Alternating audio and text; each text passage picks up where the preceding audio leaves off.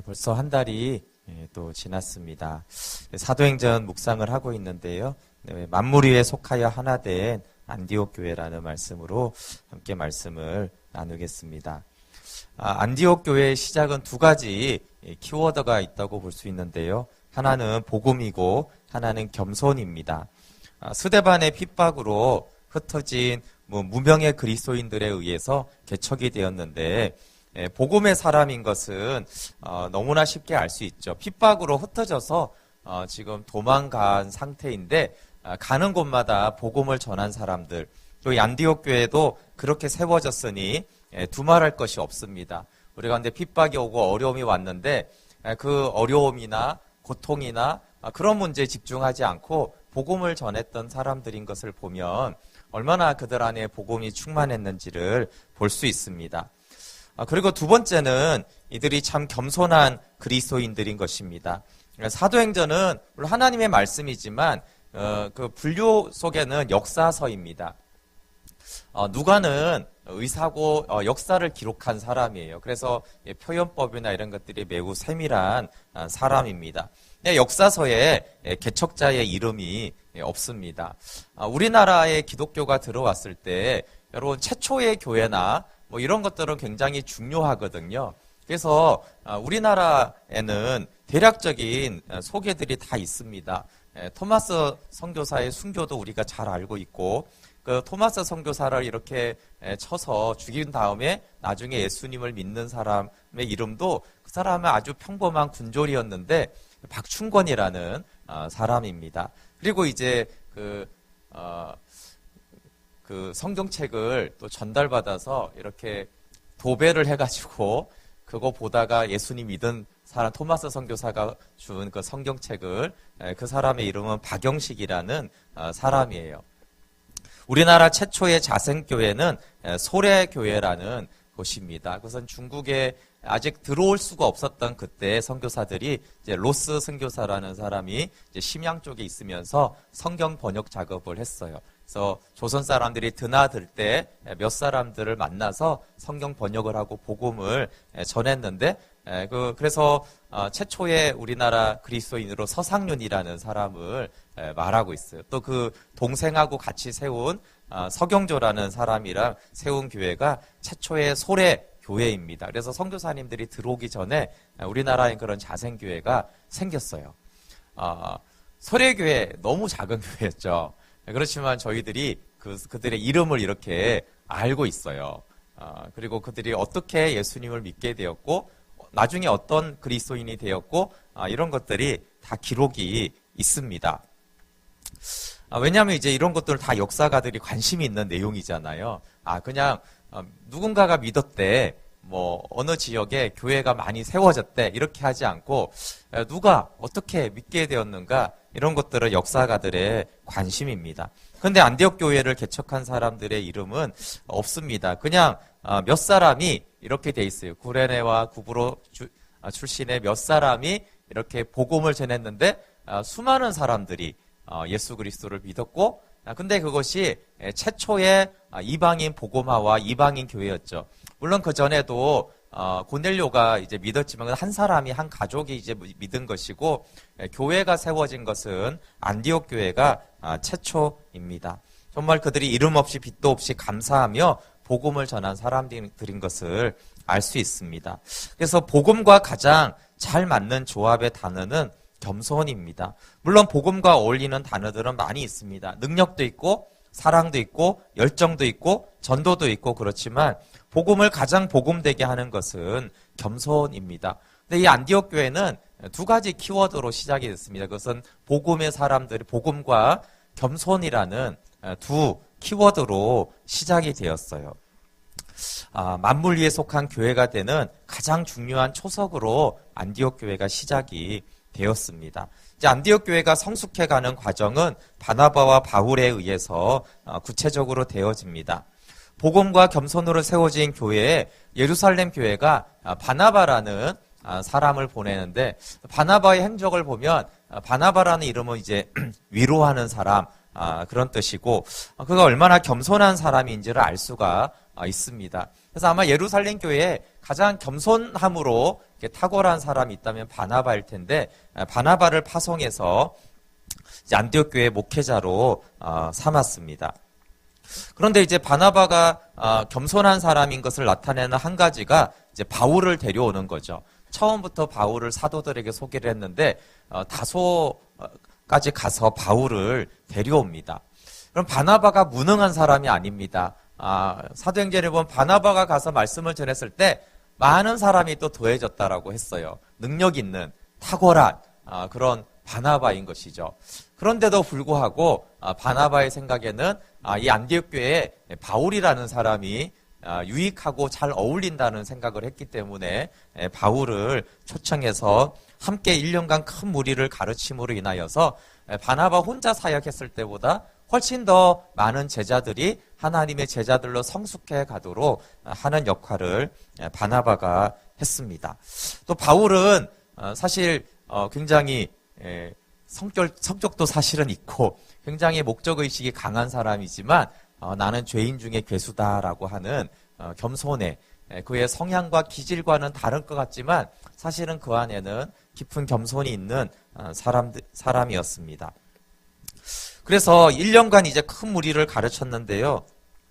참 성경을 봤을 때 가장 신기한 것 중에 하나는 어떻게 이렇게 짧은 기간 안에 성도들이 이렇게 성숙해지는가라는 생각이 들어요. 이건 예루살렘 교회도 마찬가지고 안디옥 교회를 바나바와 바울이 한 1년 정도 가르쳤고 그 전에 한 몇 개월이 있었다고 해도 길게 잡아도 한 3년이 안 될 것 같은데 그 사이에 안디옥 교회가 굉장히 성숙해지는 것을 볼 수 있습니다. 단적인 한 가지 예가 재정적인 문제입니다. 여러분 오늘날에도 교회마다 어렵잖아요. 근데 2000년대는 모든 사람들이 가난하고 모든 공동체가 사실은 어렵습니다. 그런데 모교회라고 할 수 있는 예루살렘 교회를 이 안디옥 교회가 힘을 다해서 재정적으로 헌금을 해서 예루살렘 교회를 돕습니다. 그렇게 이제 바울과 바나바가 재정적으로 돕고 돌아옵니다. 그리고 이 안디옥 교회는 모든 교회의 짧은 시간에 본이 되고 성교의 본이 되는 교회입니다. 영광스러운 예수 그리스도의 신부가 되어 만물 위에 하나님의 영광에 거하는 영생의 공동체가 되었습니다. 이런 영광스러운 신부와 연합되기 위해서 예수님이 십자가에 못 박혔는데 정말 예수님이 그렇게도 원하셨던 교회가 탄생을 합니다. 안디옥 교회가 모든 우리나라를 비롯해서 모든 열방의 교회에 털을 놓는 복음의 털을 놓는 교회가 안디옥 교회입니다. 우리가 사도행전 2장과 4장에 보면 이 예루살렘 교회가 얼마나 주님 안에서 복음 안에서 탁월한 교회였는지 우리는 잘 알 수 있습니다. 복음의 열정은 흩어진 그 모든 성도들이 다 복음을 전하는 것을 보면 예루살렘 교회 복음이 얼마나 충만했는지를 알 수 있고 또 서로 물건을 서로 통용하고 이런 것들을 보면 예루살렘 교회가 얼마나 서로 사랑했는지를 볼 수가 있어요. 그런데 하나님은 예루살렘 교회가 아니라 안디옥 교회를 통해서 모든 열방 가운데 교회를 세워가는 일들을 시작하시고 실질적으로 모든 열방의 교회의 어떤 터와 같은 지금도 교회가 세워지는 기본적인 원리들을 사실은 안디옥 교회를 통해서 하나님은 세우셨어요. 왜 그랬을까요? 예루살렘 교회는 정말 모든 면에서 우리가 본받을 만한 훌륭한 교회인데 한 가지 한계가 있었고 그 한계를 넘어선 교회가 안디옥 교회였습니다. 예루살렘 교회가 넘어가지 못한 한계는 율법주의의 문제였어요. 성경에는 할례자들이라고 나오는데 이 할례자들이 예루살렘 교회에 있었는데 이 할례자들로 인하여서 예루살렘 교회는 온전히 하나 되는데 한계를 결국은 가지게 되어집니다. 나중에 예를 들면 어떤 것들이 있었냐면요. 바울과 베드로가 함께 있었어요. 그래서 이제 이방인 형제들과 같이 식사를 하다가 예루살렘에서 할례자들이 이렇게 오는 소식을 들으니까 베드로가 급히 일어나서 도망을 갔어요. 숨었어요. 아니 베드로는 예루살렘 교회 개척자잖아요. 사도 중에 그래서 수사도잖아요. 쉽게 말하면 거의 담임 목사랑 같은 역할을 예루살렘에서 한 사람인데 예루살렘에서 장로가 왔는데 먹다가 숨은 거죠. 지금 베드로하고 이 할례자들 사이에 어떤 관계가 있는 거예요? 그러니까 베드로는 이 율법주의에 매이지 않고 있어요. 온전히 복음 안에 자유해요. 그런데 그 할례자들과 뭔가 맞지 않는 게 있는 거예요. 외적으로 싸우거나 한 건 아니지만 골치 아픈 문제. 그래서 그런 마음으로 하나가 안 되는 거예요. 그래서 베드로가 아니다, 복음이 이렇다. 고넬료에게 이렇게 복음을 전하지 않았느냐 해도 물론 이제 베드로하고 보이는 마찰을 느끼진 않지만 할례자들은 여전히 불만인 거예요. 그런 것들이. 왜 이방인들하고 그들이 그리스도인이 됐든 아니든 율법에 그 이방인하고 먹고 마시지 말라고 했는데 왜 그렇게 먹고 마시냐? 여전히 이런 율법의 문제와 이런 것들이 복음 안에서 다 깨어지지 않은 그런 한계들을 갖고 있었어요. 물론 베드로를 그냥 책망할 물론 이제 바울이 그때 베드로를 책망하는데 베드로가 고넬료하고 먹고 마시고 난 다음에 결과는 잘 해결이 됐지만 비난을 받았거든요. 율법을 어겼다고. 그런 기억이 있으니까 안 좋은 기억이 있잖아요. 그래서 또 비난받고 해명해야 되고 그냥 뭐 그런 것 자체가 너무 골치 아프니까 아마 이제 먹다가 할례자들이 와 예루살렘 교회에서 그러니까 이렇게 숨은 것으로 돼요. 그러니까 정말 좋은 교회인데도 불구하고 뭔가 껄끄러움이 있는 하나 되지 못하는 부분이 할례자들이 있는 것이라 해서 계속 예루살렘 교회는 모습이 나올 때마다 그 문제를 해결하지 못하는 것을 볼 수가 있어요. 그런데 안디옥 교회는 이런 복음적인 열정 그리고 서로 사랑하고 그것은 내부에는 안 나오지만 예루살렘까지 도왔던 것을 보면 자기네들 교회 기도로 도왔겠죠, 그렇죠? 그리고 바나바라는 사람이 정말 이 서로 사랑하는데 가장 탁월한 예루살렘에서 대표 주자였거든요. 그러니까 바나바가 어떻게 교회를 목양했을지는 이해가 되는 것이고 예루살렘 교회까지 도울 만큼의 사랑이 있었다라면 안디옥 교회도 사랑이 있었다라고 충분히 볼 수가 있습니다. 그리고 안디옥 교회는 이런 율법의 문제나 전통과 관습의 차이를 다 넘어가서 연합을 이룹니다. 그래서 모든 열방의 교회가 어떠해야 되는지 털을 놓고 이방인 선교를 하도록 안디옥 교회가 선택을 받습니다. 안디옥 교회 하나됨을 보면은 이 1절에 선지자와 교사로 나온 5명의 출신과 배경을 보면은 이들이 어떻게 하나 됐는지를 알 수가 있어요. 예루살렘 교회는 다 이스라엘 민족으로 이루어졌잖아요. 그렇죠? 사실 한민족이라는 것은 굉장한 공통점을 가지고 있는 것입니다.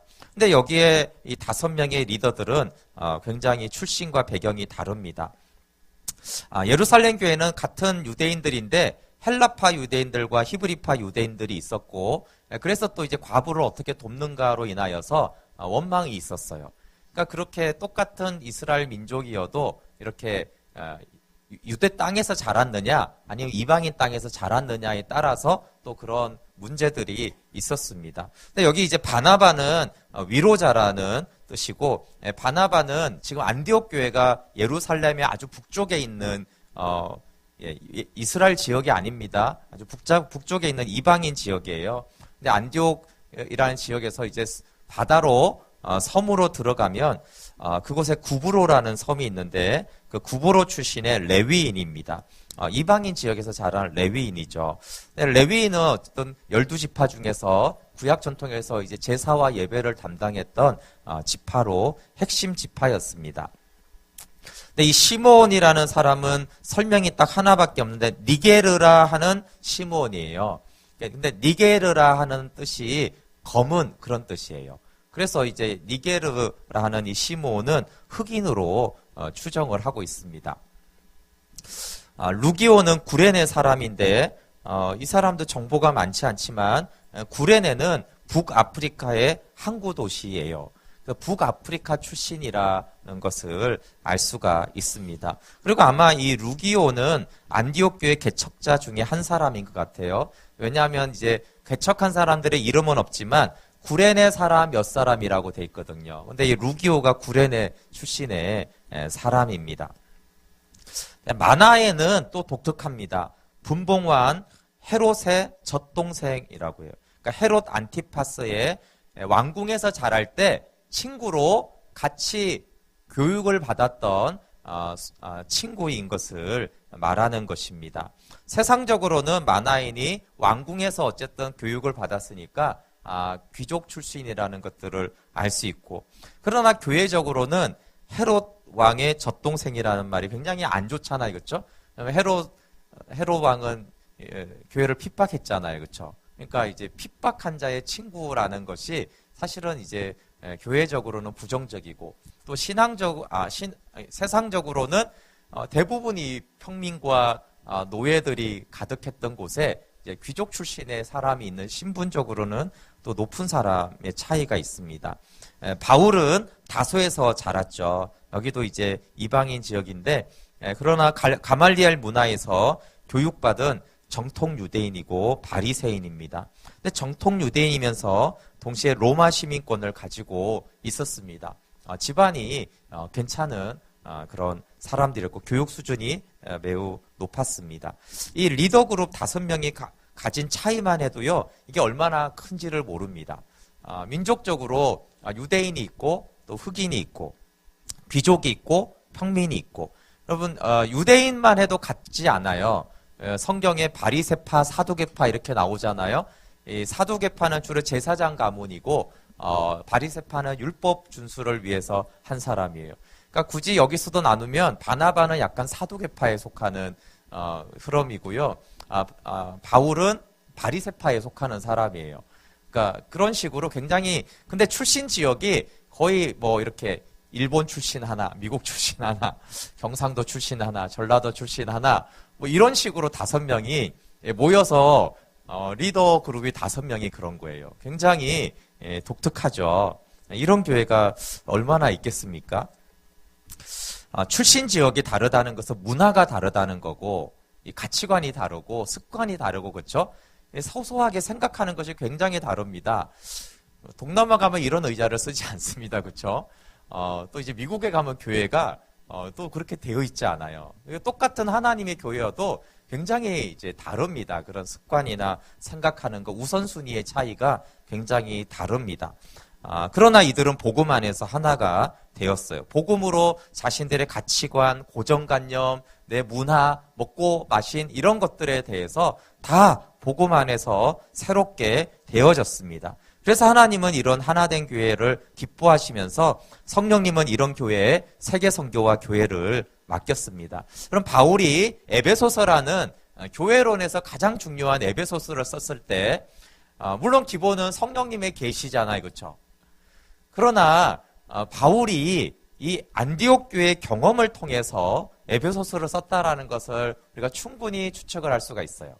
안디옥 교회의 이 하나됨, 복음의 터, 그리고 어떻게 이 안디옥 교회가 하나가 되고 연결이 되어져서 그리스도의 몸무리이고 장성한 분량까지 자라간 교회였는지, 이 실질적으로 교회 공동체를 경험한 것이죠. 서로 사랑하고 돕고 거기서 양육을 하고 그러면서 이렇게 그리스도의 몸이 세워지고 자라가는 것이구나 라는 것들을 경험한 것 위에 창세전부터 하나님이 계획하신 그 교회와 그 영광에 대한 계시로 인하여서 이제 에베소서라는 교회가 어떠해야 되냐에 대한 영원한 진리적인 교회론을 바울이 쓰게 되어집니다.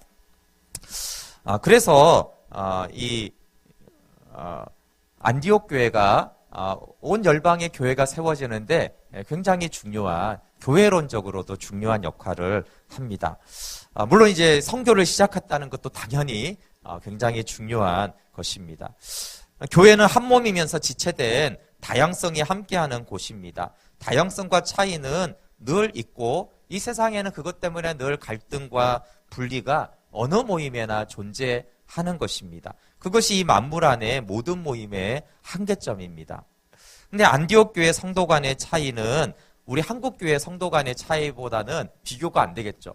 우리는 한민족이잖아요, 그렇죠? 전통과 문화가 같은데도 그래도 거기에 좀 집안 차이, 우리는 나라 차이가 아니라 집안 문화 차이, 이런 것 때문에 또 뭐 귀족과 평민 이런 게 아니라 그냥 대기업에 다니냐 중소기업에 다니냐 약간 이런 정도 차이인데도 불구하고 참 달라, 이해하기 힘들어, 조금 왜 그럴까 이런 것들을 사실은 우리는 그런 것들을 경험하고 있습니다. 그러나 이 안디옥 교회는 복음 안에서 성령의 뜻에는 하나가 됩니다. 근데 여러분 전통과 문화와 관습이 다 달라도요. 모든 민족이 동일하게 민감한 문제가 있어요. 뭐겠습니까? 네, 그렇습니다. 그게 돈 문제입니다. 돈 문제는 다 민감합니다. 돈 문제는 다 예민하고 자기를 챙겨야 됩니다. 그건 모든 민족이 다 그래요. 모든 나라가 다 그렇습니다. 근데 이제 안디옥 교회에 많은 얘기는 안 나오지만 그들이 예루살렘 교회를 재정적으로 힘을 다해 도왔다라는 것은요. 돈 문제에 하나가 됐다는 거예요. 아니 우리 잘 되게 하는 거야 돈 문제 하나 되기 쉽죠. 근데 남 주는 거는 돈 문제 하나 되기가 쉽지가 않습니다. 그들의 의견 차이가 또 다른데. 근데 이 돈을 다루는 문제에 있어서 안디옥 교회는 하나가 되고 더구나 구제하고 돕는 일에 흘려보내는 일에 하나가 되었다라는 것이 안디옥 교회의 하나됨을 보여주는 하나의 예입니다. 그리고 우리가 아주 잘 아는 대로 바나바와 바울을 선교사로 보내는 것 또한 대단히 어려운 일입니다. 여러분 오늘날에도 교회가 선교사를 파송하는 건 어렵잖아요. 그렇죠? 그런데 최초예요. 여러분 역사에 한 번도 없는 일을 시작하는 것은 모든 역사에 엄청나게 어려운 일입니다. 우리가 소크라테스가 한 말은요. 지금은 너무 쉬운 거예요. 근데 그걸 최초로 어떤 말을 했다. 최초로 뭘 발견했다. 이런 거는요. 그 인류 역사상 굉장히 중요한 일이거든요. 왜냐하면 인류가 한 번도 안 해본 일을 누군가가 시작하는 일은 굉장히 어려운 일이에요. 그래서 오늘날의 선교사 파송하고 다르죠. 역사상 한 번도 한 적이 없는 선교사를 파송해요.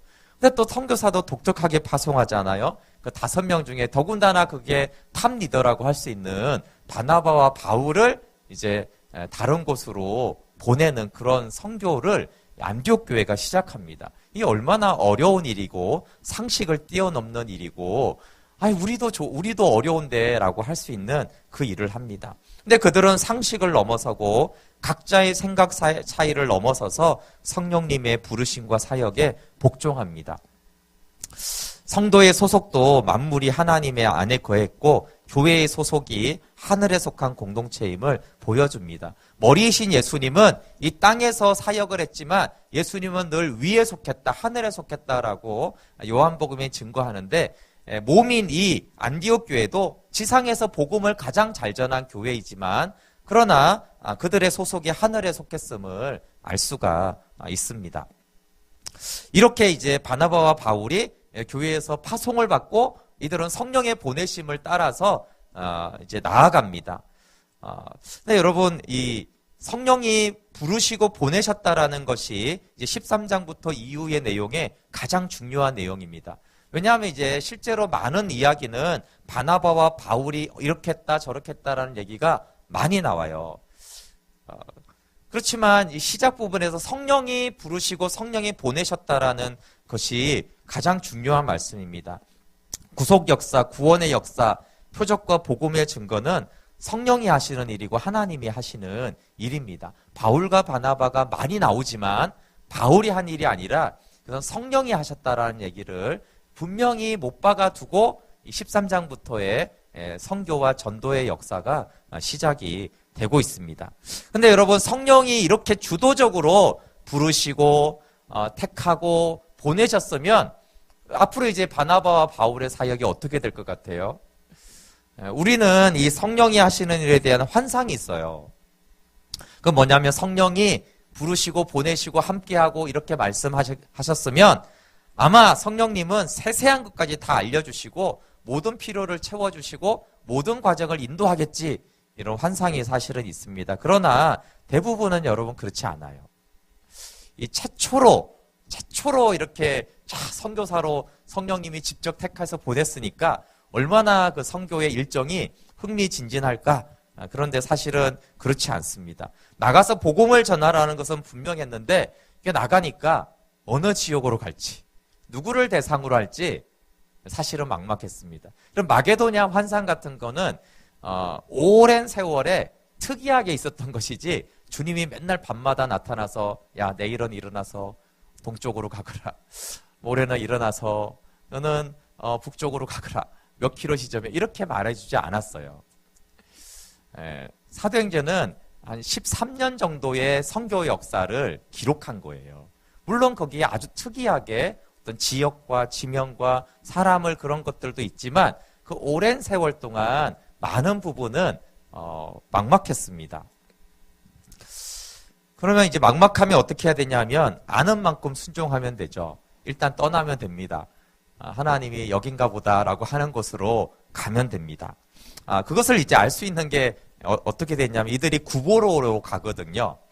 안디옥에서 한 24km를 내려와서 배를 타고 구보로를 가요. 근데 구보로는 왜 구보로를 갔을까요? 구보로는 바나바가 자란 곳이에요. 아마 바나바가 제안했든지 다른 사람 제안했든지 거기 당신이 자란 곳 아니면 내가 자란 곳 거기 가봅시다. 이렇게 아마 했을 거예요. 성령님이 거기를 딱 지정했다라는 말이 없습니다. 그것을 또 좀 알 수 있는 것은 구브로라는 섬에 가서 해안 도시 살라미에 들어갑니다. 거기 여러 유대 회당이 있었기 때문에 회당에 들어가 유대인들에게 복음을 전하기 위한 정보를 가지고 사실은 이 살라미에 간 것이죠. 바나바가 거기서 자랐기 때문에 그렇습니다. 그래서 거기 살라미에 가서 하나님의 말씀을 여러 유대인의 회당에 전했습니다. 성령의 보내심을 받아서 딱 복음을 전했어요. 그럼 어떻게 돼야 될 것 같아요? 베드로는 처음 복음 전하니까 3,000명이 회개했어요.